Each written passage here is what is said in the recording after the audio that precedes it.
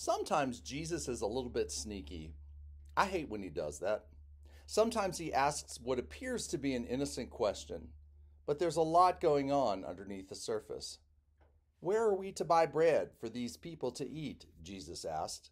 A sneaky question indeed. John thought it was sneaky. He says that Jesus asked this question to test the disciples.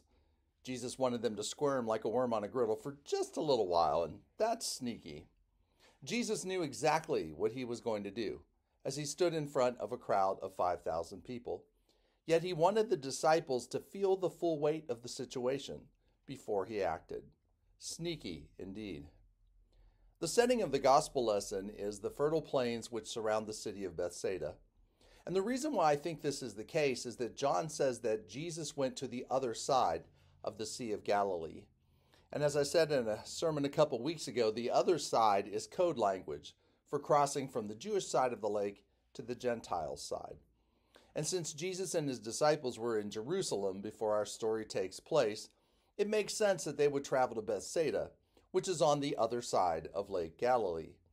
It is also the home of Peter and Andrew's fishing business. Therefore, it would be a good place for them to restock their supplies and get a little bit of R&R. A second reason why I think this is the setting is that John says there was a great deal of grass in the place. And after having walked much of that territory on my trip to Israel, the fertile plains of Bethsaida fit this description better than any other location. So as our gospel story begins, we imagine a boat docking on the shore of a vibrant city, and it's filled with people who are buying and selling and trading. Smells and noises fill the air as Jesus and his disciples stop by Peter's fishing business to restock their supplies. And when they are ready to depart, they set up camp on the base of a mountain, not too far from the city. Then, little by little, people started showing up. Some came to hear what wisdom Jesus had to offer. Others were hoping Jesus would perform a miracle and cure them of their ailments and infirmities. And as the day went on, they kept coming and coming and coming until there were 5,000 people trying to squeeze in so close so that they could catch a glimpse of this man that everybody was talking about. This is the setting for Jesus' sneaky question. Where are we to buy bread for all these people to eat? And I'm sure the few of the disciples laughed out loud. Philip is the first to speak up. 200 denarii, which is roughly 6 months' wages, 200 denarii would not buy enough bread for each of them to have a little. He was merely stating the obvious. In Mark's version of the story, the disciples say to Jesus, "This is a deserted place, and the hour is now very late. Send them away so that they may go into the surrounding country and villages and buy something for themselves to eat." Jesus' sneaky question was met with a less than enthusiastic response. But can we really criticize the disciples for the way they reacted? We may not have stood on the fertile plains of Bethsaida, but everyone in this room has been in a situation where we felt like 5,000 people were clamoring for our attention. Every one of them wanted something from us, and we felt totally incapable of meeting their needs. Life can sometimes be overwhelming. We look at what we possess in terms of time and ability and financial resources, and then we look at the needs of our families, the demands of our jobs, the challenges of being the church, and the suffering that exists in our world, and we feel completely overwhelmed. You know it's the truth. But the error in this kind of thinking is that we aren't hearing Jesus' question correctly. Jesus asked the disciples as well as us, where are we to buy bread for these people to eat? But what we hear is, where are you to buy bread for these people to eat? We assume it's our personal responsibility to meet the needs of everyone around us. And this is a recipe for burnout and feeling overwhelmed in life. But this is not what Jesus is asking us to do. Jesus is asking us to work with him. It's not a solo effort, it's a partnership. Let that sink in for a moment. Then try to recall a moment in your life when you were wrapped up in your own personal wine fest. And when I use the term wine fest, I'm not referring to fermented grape juice. I'm referring to an endless litany of woes where all we talk about is how tired we feel, how overwhelmed we are, and how we simply cannot meet all the demands people are placing on our mental, emotional, and physical selves. And when we find ourselves wrapped up in one of these wine fests, chances are we've left Jesus out of the equation. We've convinced ourselves that it's up to us to personally save the world and feed the crowd. Well, my friends, I need to tell you that's not our job description. Instead, Jesus is asking us to work with him. It's not supposed to be a solo effort. It is a partnership. The disciples failed to understand this, and I think we often fail to understand it as well. But thanks be to God, there is one person in the crowd who understands Jesus' sneaky question. And he isn't a religious scholar or a savvy business person.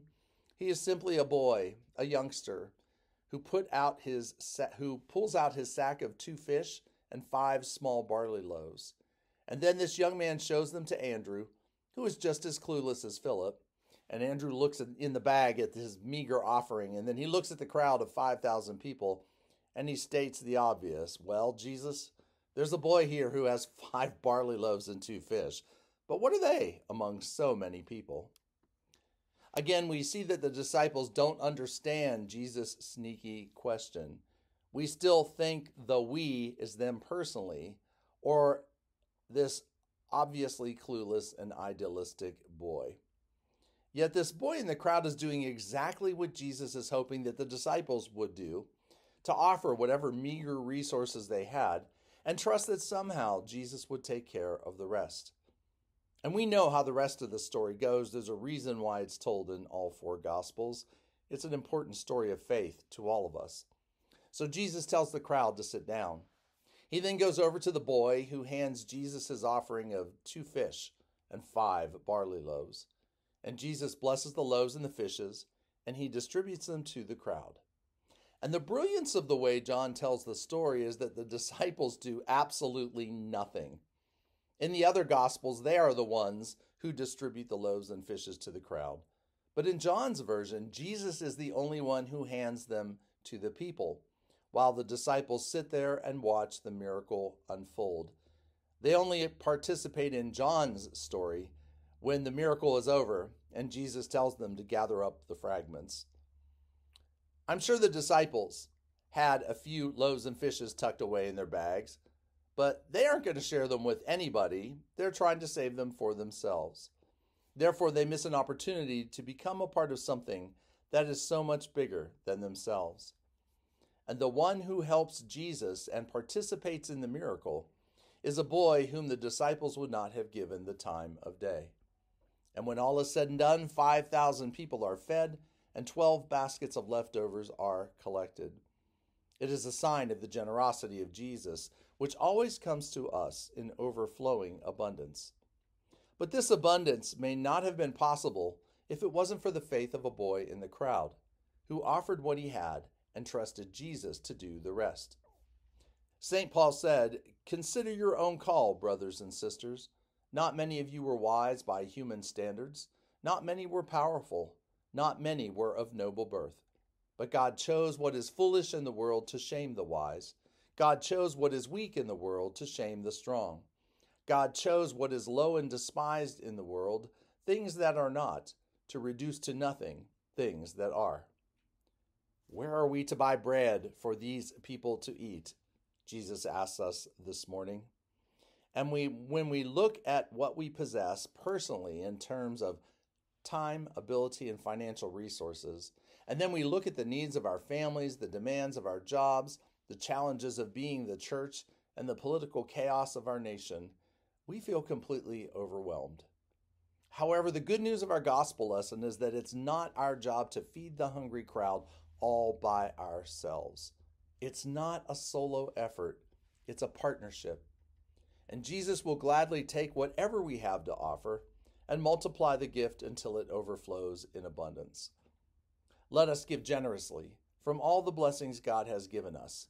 It might seem foolish to some, but to Jesus, it is the wisest decision we will ever make.